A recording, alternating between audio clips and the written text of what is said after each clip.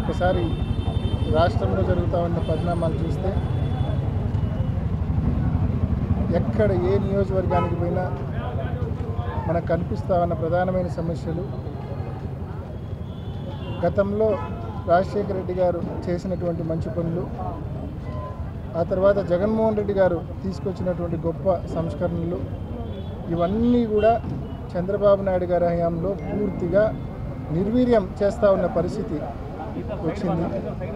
ముఖ్యంగా ఒక్కసారి మనం గతం చూస్తే ఆరోగ్యశ్రీ ఏదైతే రాజశేఖర రెడ్డి గారు ఆరోగ్యశ్రీ అనే పథకం తీసుకొచ్చారో, ఇవాళ ఆరోగ్యశ్రీ పరిస్థితి ఏంటంటే హాస్పిటళ్లకు బిల్లులు ఇవ్వడంలా దాదాపు 3,500 కోట్ల రూపాయల బకాయిలు ఉన్నాయి. గతంలో జగన్మోహన్ రెడ్డి గారు ముఖ్యమంత్రిగా ఉన్నప్పుడు ప్రతి నెలకో 2 నెలలకో బిల్లులు చెల్లించేవాడు. ఈ ప్రభుత్వం వచ్చిన తర్వాత 15 మాసాలుగా ₹1 బిల్లు చెల్లించడం. బిల్స్ అన్నీ అక్యుములేట్ అయిపోయినాయి. 3,500 కోట్లు నెట్వర్క్ హాస్పిటల్స్కి ఇవ్వాల్సినవి. కాబట్టి పూర్తిగా హాస్పిటళ్ళు కూడా జీతాలు చెల్లించలేని పరిస్థితుల్లో వైద్య సేవలు అందించకుండా ఇంకా పూర్తిగా వాళ్ళు సమ్మెకు దిగే పరిస్థితికి వచ్చారు. అంటే పూర్తిగా ఆ పథకాన్ని నిర్వీర్యం చేసే పరిస్థితికి ప్రభుత్వం తీసుకొచ్చింది. మరోవైపు ఫీజు రీయింబర్స్మెంట్ పథకం, అది కూడా రాజశేఖర రెడ్డి గారు తీసుకొచ్చిన పథకం. దానివల్ల ఎంతోమంది పిల్లలు చదువుకొని ప్రయోజకులై గొప్ప గొప్ప వాళ్ళు అయినారు. అంటే ఒక కుటుంబం పేదరికం నుంచి బయటపడాలంటే అది విద్యతో మాత్రమే సాధ్యము, మెరుగైన విద్యతో మాత్రమే సాధ్యమని నమ్మి ఆ రోజు రాజశేఖర రెడ్డి గారు ఆ పథకాన్ని తీసుకొచ్చారు. జగన్మోహన్ రెడ్డి గారు ముఖ్యమంత్రిగా ఉండగా ఆ పథకం ఇంకా బాగా అమలైంది. విద్యా దీవెన అంటే ఫీజు రీయింబర్స్మెంట్తో పాటు వసతి దీవెన కూడా జగన్మోహన్ రెడ్డి గారు కల్పించారు. అంటే హాస్టల్లో అకామిడేషన్కి సంబంధించి కూడా ఏడాదికి 20,000 రూపాయలు కల్పించారు జగన్మోహన్ రెడ్డి గారు. మరి వాళ్ళు ఈ ప్రభుత్వం వచ్చిన తర్వాత ఈ 15 మాసాల్లో ఫీజు రీయింబర్స్మెంట్కి సంబంధించిన బిల్లులు బకాయిలు కాలేజీలకు చెల్లించకుండా పాస్డ్ అవుట్ అయిన విద్యార్థులు ఎంత ఇబ్బంది పడుతూ ఉన్నారంటే వాళ్ళు పోయి సర్టిఫికెట్లు అడిగితే యాజమాన్యాలు మాకు ఫీజు రాలా ప్రభుత్వం నుంచి, మీరు డబ్బులు కడితే మాత్రమే మేము మీ సర్టిఫికెట్లు వెనక్కి ఇస్తామని చెప్పి కాలేజీ యాజమాన్యాలు చెప్తూ ఉన్నాయి. పిల్లలు డబ్బులు చెల్లించలేక వాళ్ళ తల్లిదండ్రులు ఇబ్బంది పడతా అప్పులు చేసి డబ్బులు చెల్లించి మరీ పిల్లల సర్టిఫికెట్లు ఇప్పిస్తూ ఉన్నారు. అంటే లక్షల మంది పిల్లలు డబ్బులు చెల్లించి సర్టిఫికెట్లు తీసుకోవాల్సిన పరిస్థితి. అదే ఫీజు రీయింబర్స్మెంట్ ఈ ప్రభుత్వం ప్రాంప్ట్గా కాలేజీ యాజమాన్యాలకు ఇచ్చి ఉంటే ఈ పరిస్థితి ఆ పిల్లలకు, ఆ విద్యార్థులకు, ఆ తల్లిదండ్రులకు వచ్చి ఉండేది కాదు. సో ఈ రకంగా ఫీజు రీయింబర్స్మెంట్ పథకాన్ని కూడా పూర్తిగా ఈ ప్రభుత్వం నిర్వీర్యం చేసిన పరిస్థితి మనం చూస్తూ ఉన్నాం. మరోవైపు జగన్మోహన్ రెడ్డి గారు స్వాతంత్రం వచ్చినప్పటి నుంచి 2019 వరకు మన రాష్ట్రంలో ఉన్న మెడికల్ కాలేజీలు కేవలం 12 మాత్రమే. అటువంటిది జగన్మోహన్ రెడ్డి గారు ఆ అవసరాన్ని గుర్తించి మరీ ముఖ్యంగా రాష్ట్రం విడిపోయిన తర్వాత మెడికల్ కాలేజీల యొక్క అవసరాన్ని, ఆవశ్యకతను గుర్తించి వన్ షాట్ ఒకేసారి 17 మెడికల్ కాలేజీలు తీసుకొచ్చారు. అందులో 6 ప్రారంభించారు, 4 రెడీగా ఉన్నాయి. ప్రారంభానికి 2024కే రెడీగా ఉన్నాయి. పులివెందులకైతే 50 సీట్లు కూడా మంజూరైనాయి. వచ్చిన సీట్లు నేను వద్దని చెప్పి వెనక్కి రాసింది చంద్రబాబు నాయుడు ప్రభుత్వం. మరి ఈరోజు జగన్మోహన్ రెడ్డి గారు ప్రభుత్వ ఆధ్వర్యంలో ప్రభుత్వ వైద్య కళాశాలలుగా 17 కాలేజీలు తీసుకొస్తే అందులో 6 ప్రారంభిస్తే 4 ప్రారంభానికి సిద్ధంగా ఉంటే, మరి ఈరోజు చంద్రబాబు నాయుడు గారు ప్రారంభానికి సిద్ధంగా ఉన్న కళాశాలలన్నింటినీ కూడా పీపీపీ మోడల్ అంటే ప్రైవేట్ మోడల్లో తీసుకొస్తూ ఉన్నారు. ఏం దౌర్భాగ్యం మన రాష్ట్రానికి, మన రాష్ట్ర ప్రజలకు ఈ కూటమి ప్రభుత్వం రావడం వలన. ప్రైవేట్ యాజమాన్యాలు తీసుకొస్తే లాభాలను దృష్టిలో పెట్టుకొని ఎంతసేపు ఉన్న వైద్యం జరుగుతుంది తప్ప పేదవాడిని దృష్టిలో పెట్టుకొని వైద్యం జరగదనే విషయం ప్రతి ఒక్కరికి తెలుసు. సీట్లు కూడా అందుబాటులో ఉండవు. పిల్లలు చదువుకోవాలనుకున్నా కూడా వైద్య విద్య ప్రభుత్వ కళాశాలలో చదవడం వేరు, ప్రైవేట్ కళాశాలలో చదవడం వేరు. మరి చంద్రబాబు నాయుడు గారికి 40 ఏళ్ళ అనుభవం ఉండి ఇటువంటి తప్పుడు పని, ఇటువంటి పనికిమాలిన పని ప్రైవేట్ వాళ్ళ చేతిలో ఈ కళాశాలలు కట్టబెట్టి ఒక తప్పుడు పని చేస్తూ ఉన్నారంటే నిజంగా ఏం దౌర్భాగ్యమో మనకని చెప్పి ప్రతి ఒక్కరు కూడా ఆలోచించుకోవాల్సిన అవసరం ఉందని చెప్పి తెలియజేస్తూ ఉన్నారు. మరోవైపు జగన్మోహన్ రెడ్డి గారు గతంలో ఏ సేవలు కావాలన్నా కూడా గ్రామంలో సచివాలయానికి పోతే సచివాలయంలో పిటిషన్ పెడితే దానికి మనకు రెస్పాన్స్ వచ్చేది, ఆ సేవ వర్తించేది. అంటే అది ఏ పథకమైనా, అది పెన్షన్ అయినా, ఇల్లు అయినా, విద్యా దీవెనైనా వసతి దీవెనైనా ఏ పథకమైనా మనకు వర్తించేది, రైతు భరోసా అయినా ఏ పథకమైనా, ఆసరా ఏదైనా చేయూత. సో ఈ మాదిరి ఒక సిస్టమ్ ఉండేది. ఇవాళ సచివాలయాల్లో సరిగ్గా పరిపాలన సరిగ్గా లేదు, రైతు భరోసాల్లో ఎటువంటి కార్యకలాపాలు జరగట్లేదు. గతంలో యూరియా డిస్ట్రిబ్యూషన్ అంతా రైతు భరోసాల్లో జరిగేది, ప్రాంప్ట్గా ఉండేది. పోయి ఈరోజు ఇండెంట్ పెడితే 2-3 రోజుల్లో యూరియా వచ్చేది, మనకు ప్రాంప్ట్గా ఎక్కడికక్కడ ఉండేది. ఈరోజు రైతు భరోసాల సిస్టమ్ పూర్తిగా నిర్వీర్యమైపోయింది. కాబట్టి మనం మళ్ళా పాత రోజులు చూస్తున్నాం. విత్తనాలు కావాలన్నా ఎరువులు కావాలన్నా కిలోమీటర్ల క్యూలు ఉండేటివి ఒకప్పుడు.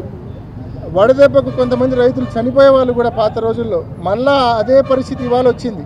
అంటే పరిపాలన ఈ ప్రభుత్వానికి ఏమాత్రం చేత కావడం లేదనే విషయం స్పష్టంగా కళ్ళకు కట్టినట్లు కూడా అర్థమవుతా ఉంది. ఇంత ఘోరంగా పరిపాలన అంటే పరిపాలన ఫెయిల్యూర్, పథకాలు ఫెయిల్యూర్, ఉన్న ప్రభుత్వ మెడికల్ కాలేజీలను ప్రైవేట్ పరం చేస్తూ ఉన్నారు.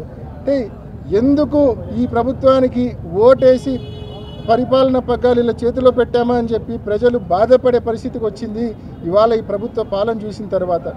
ఇప్పటికైనా ఈ ప్రభుత్వ పెద్దలను మనవి చేస్తూ ఉన్నాం, ఇప్పటికైనా మీ పద్ధతులు మార్చుకోండి, ఫీజు రీయింబర్స్మెంట్ బకాయిలు చెల్లించండి, ఆరోగ్యశ్రీ బకాయిలు చెల్లించండి, ప్రభుత్వ ఆధ్వర్యంలోని మెడికల్ కళాశాలను రన్ చేయండి, ప్రైవేటుకు ఇవ్వాలన్న మీ నిర్ణయాన్ని ఉపసంహరించుకోండి అని చెప్పి ఈ ప్రభుత్వాన్ని కోరుతూ, అదేవిధంగా రైతు భరోసాల్లో మళ్ళా పాత పద్ధతుల్లో విత్తనాలు కానీ ఎరువులు కానీ పంచే దిశగా మళ్ళీ పాత పద్ధతిలో వచ్చే విధంగా చర్యలు తీసుకోమని, ఈ ప్రభుత్వాన్ని పద్ధతులు మార్చుకోమని చెప్పి గట్టిగా హితవు పలుకుతా ఉన్నాం.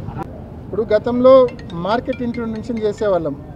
ఉల్లికైనా పసుపుకైనా ఏ పంటకైనా కూడా రైతు ఇబ్బంది పడే పరిస్థితుల్లో మార్కెట్ ఇంటర్వెన్షన్ కింద మనము డబ్బులు ఇచ్చేవాళ్ళం. అంటే రైతుకు మినిమం సపోర్ట్ చేసేవాళ్ళం.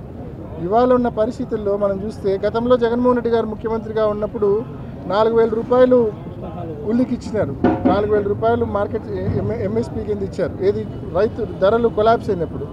ఇవాళ 1,200 రూపాయలకు 600 రూపాయలకో 1000 రూపాయలకో రైతులు ఉల్లి అమ్ముకుంటా ఉన్నారు ఇవాళ. మరి ఈరోజు గవర్నమెంట్ ఏం చేస్తూ ఉంది? గవర్నమెంట్ కూడా జగన్మోహన్ రెడ్డి గారు గతంలో చేసిన విధంగా ముందుకొచ్చి మినిమం సపోర్ట్ ప్రైస్ కింద 4,000 రూపాయలకు కొనుగోలు చేయాలనా లేదా? రైతులు మీ మీద ఎంత ఆశ పెట్టుకున్నారు? రైతు భరోసా ఇవ్వడంలా, ఇన్పుట్ సబ్సిడీలు ఇవ్వడంలా, బీమా ఇవ్వడంలా, ఏం చేస్తున్నారు మీరు? విత్తనాలు సరిగ్గా ఇవ్వడంలా, ఎరువులు సరిగ్గా ఇవ్వడంలా, కనీసం పండించిన పంటకు మినిమం గిట్టుబాటు ధరన కల్పించకపోతే రైతులు ఏం కావాలా? కొంచెమన్నా ప్రభుత్వం మానవత్వంతో ఆలోచించాలా? రైతాంగాన్ని ఈ ప్రభుత్వం ముందుకొచ్చి ప్రతి పంటకు మినిమం సపోర్ట్ ప్రైస్ ప్రకటించడమే కాదు, ఆ ప్రకటించిన మొత్తాన్ని రైతులకు చేరే విధంగా, అందే విధంగా, రైతుల దగ్గరకి ఆ గిట్టుబాటు ధరతో కొనే విధంగా కఠినమైన చర్యలు తీసుకోవాల్సిందిగా ఈ ప్రభుత్వాన్ని కోరుతా ఉన్నాం. ఓపెన్ ఫ్యాక్ట్ ఏంటంటే ఈ ప్రభుత్వం వచ్చిన తర్వాత పరిపాలన పూర్తిగా గాడి తెప్పింది. ఎస్పీల చేతిలో, డిఎస్పీల చేతిలో, సిఏల చేతిలో ఏంది లేదు. లా అండ్ ఆర్డర్ అనేది అస్సలు ఏమాత్రం లేదు. ఏ మాదిరి లా అండ్ ఆర్డర్ ఇష్యూస్ అవుతూ ఉన్నాయి మనం చూస్తూ ఉన్నాం. ఏ మాదిరి గ్యాంబ్లింగ్ జరుగుతూ ఉందో మనం చూస్తూ ఉన్నాం. ఏ మాదిరి అక్రమ మైనింగ్ జరుగుతూ ఉందో మనం చూస్తూ ఉన్నాం. ఏ మాదిరి అక్రమంగా ఇసుక తరలింపు జరుగుతూ ఉందో మనం చూస్తూ ఉన్నాం. ఎక్కడే కానీ జిల్లా అడ్మినిస్ట్రేషన్కు కానీ పోలీస్ శాఖకు కానీ ఇసుమంత చలనం కూడా లేదు, ఎటువంటి కంట్రోల్ కూడా వాళ్ళకి లేదు. కేవలం ఆ కాన్స్టిట్యున్సీలో ఉండే ఎమ్మెల్యేలో, ఆ కాన్స్టిట్యున్సీలో ఉండే ఇన్ఛార్జీలో వాళ్ళు ఏదో ఆ నియోజకవర్గానికి పెద్ద రాజుల లెవెల్లో ఫీల్ అయిపోయి మొత్తం రెవెన్యూ వాళ్ళను, పోలీసులను, ఈ చేత్తో రెవెన్యూను, ఈ చేత్తో పోలీసులను పట్టుకొని వాళ్ళ చేతుల్లో వ్యవస్థలను పట్టుకొని రన్ చేస్తూ ఉన్నారు. ఇంక యా నుంచి వస్తాయి లా అండ్ ఆర్డర్, యా నుంచి వస్తుంది పరిపాలన? కాబట్టి పూర్తిగా పరిపాలన గాడి తెప్పింది. ప్రజలు పూర్తిగా రిపెంట్ అవుతూ ఉన్నారు. ఇంత దౌర్భాగ్యుల చేతిలో మనము, ఇటువంటి వాళ్ళ చేతిలో మనం పరిపాలన పగ్గాలు ఇచ్చామని చెప్పి ప్రజలు పూర్తిగా రిపెంట్ అవుతూ ఉన్నారు. Matter of time. వీళ్ళు పద్ధతులు మార్చుకోవాలని చెప్పి ప్రతి ఒక్కరు కూడా కోరుకోవాల్సిన అవసరం ఉంది. పద్ధతులు గట్టిగా మార్చుకోవాల్సిన అవసరం ఉంది. పవన్ కళ్యాణ్ గారి గురించి ఎంత తక్కువ మాట్లాడుకుంటే అంత మంచిది. ఎందుకంటే ఆయన కూడా పూర్తిగా ఈ 16 మాసాల్లో చాలా తక్కువగా మాట్లాడినాడు. వీలైనంత ఎక్కువ టైం హైదరాబాద్లో గడుపుతున్నాడు. ఏదో అప్పుడప్పుడు ఏదైనా కలెక్టర్ల సదస్సు, ఏదైనా పబ్లిక్ మీటింగ్ అటు ఉన్నప్పుడు ఒక 20-30 సార్ల కంటే కూడా ఎక్కువ నాకు తెలిసి ఆంధ్రప్రదేశ్ రాష్ట్రంలోకి ఈ 16 మాసాల్లో ఒక 30 రోజుల కంటే ఎక్కువ నాకు తెలిసి ఆంధ్రప్రదేశ్ రాష్ట్రంలో ఆయన పర్యటించిన పరిస్థితి లేదు. ఎక్కువ వేరే రాష్ట్రంలోనే ఉంటున్నాడు. మన ఆయన గురించి మనం ఎక్కువ మాట్లాడుకోవడం కూడా అనవసరమని నేను భావిస్తా ఉన్నా. తెలుగులో న్యూస్ కి ఫాస్టెస్ట్ యాప్ ఇప్పుడు టోటలీ న్యూ అవతార్లో జస్ట్ 5 seconds లో కంప్లీట్ న్యూస్. సోషల్ మీడియాలో ట్రెండ్స్ కి one stop solution. Live TV app voice search option తో ఇప్పుడే డౌన్లోడ్ చేయండి లేదా అప్డేట్ అయిపోండి. యాప్ లింక్ డిస్క్రిప్షన్ లో ఉంది.